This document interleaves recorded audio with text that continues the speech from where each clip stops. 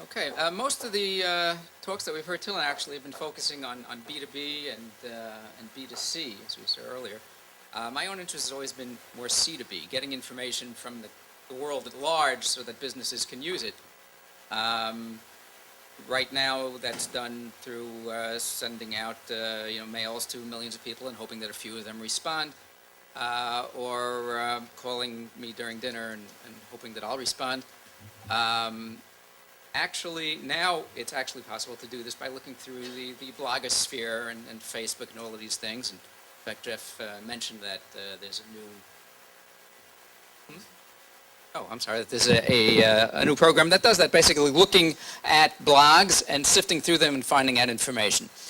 Just to use a little hyperbole, the idea is I can look at a blog that some farmer in Idaho is writing about raising potatoes and figure out from that, looking at it syntactically and semantically and however else we do things, is he interested in healthcare reform? Is he does he like, what flavor beer does he like, and does he floss properly?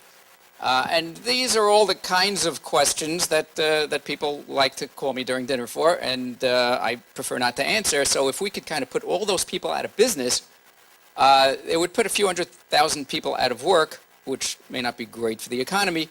It would be fantastic for my digestion, and so anybody who can do that, that's great. I understand from Jeff that Microsoft in fact does that, which means that I'm particularly happy that that's not what we actually do. What we do is add the demographic element to that.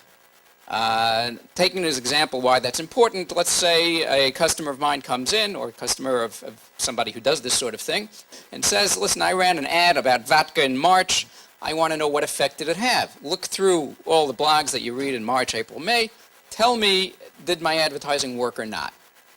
And if you're using semantic analysis, you go through it, you find out which blogs are talking about beer, you find out whether people were happy, not happy, and you come up with this fantastic chart which says that people really didn't like beer very well. It gives you the numbers, how many people liked it in February.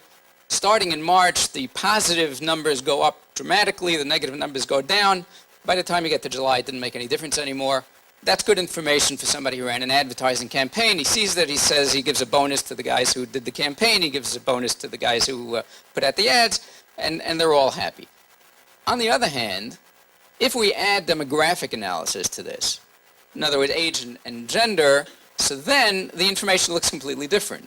Then what we see is that women under 40 were ecstatic about this ad. They really were. They loved the ad.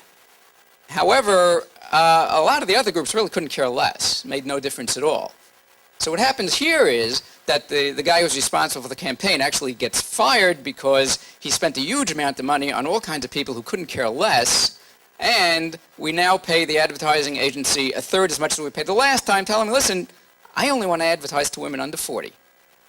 So what happens now is that instead of just having data which is really cool, we have data which is actionable, which can make your business money. This is the science.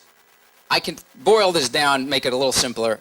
What this says is that little boys are different than little girls. Little boys and different girls are different than big boys and big girls. Why are they different? They talk about different topics. They use different vocabulary. They do it in different grammatical ways. And the result of that is we can look at the text and actually figure out who it is that wrote it.